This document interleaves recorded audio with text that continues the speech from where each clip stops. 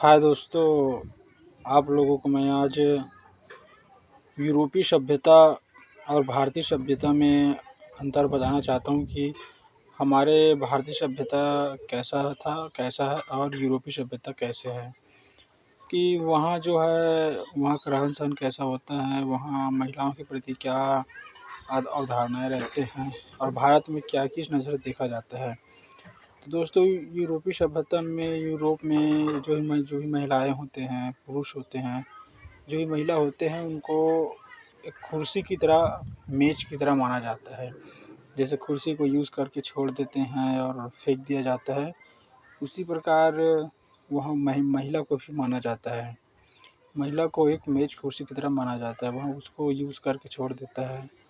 और वहाँ एक एक महिला का कई पुरुष होते हैं, उनका कभी विवाह नहीं होता।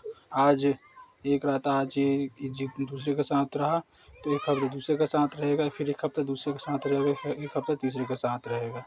तो दोस्तों, ऐसे ही यूरोप में जो महिलाएं होते हैं, उनको उनको ऐसे ही माना जाता है, ऐसे ही की दृष्टि से माना जाता है। उनके यहाँ शादी नहीं किया जाता।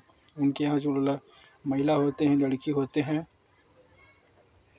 वो एक हफ्ता दूसरे के साथ रहता है, फिर एक हफ्ता तीसरे के साथ, एक हफ्ता तीसरे के साथ, ऐसे ऐसे वहाँ रहते हैं। वहाँ शादी वगैरह नहीं होता है। लेकिन हमारे भारतीय सभ्यता में नारी एक पूजनीय होता है। नारी को विकास की दृष्टि से देखा जाता है। यहाँ पर संबंध केवल शादी के बाद ही, विवाह के बाद ही होता है। लेकिन वहाँ पर यूरोपीय सभ्यता में ऐसा नहीं होता। नहीं शादी होता है, ना विवाह होता है, कुछ नहीं होता है, ऐसे ही सोते हैं।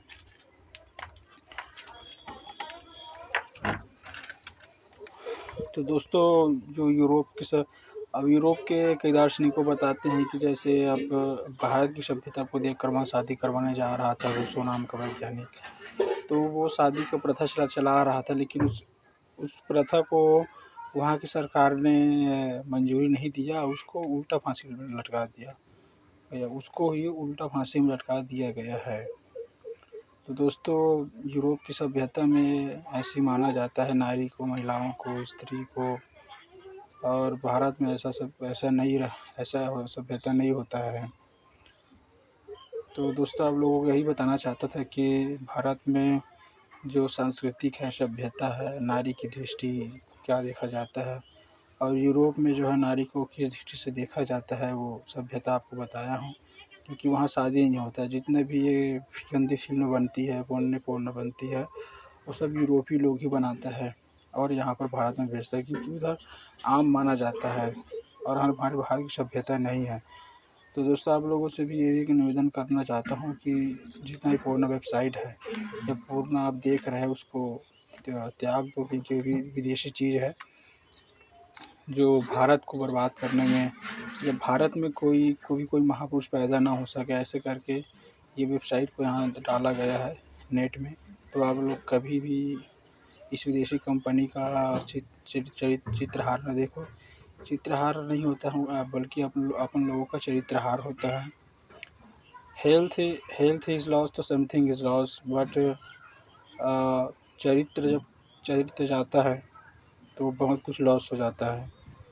तो दोस्तों, आप लोगों से निवेदन करता हूँ कि आप लोग जितना भी हो सके विदेशी कंपनी का प्रोडक्ट या विदेशी कंपनी का माल, ये जितना भी देश में आता है, या टेलीविज़न जितना भी जाहिरात आता है, उसको छोड़ दो।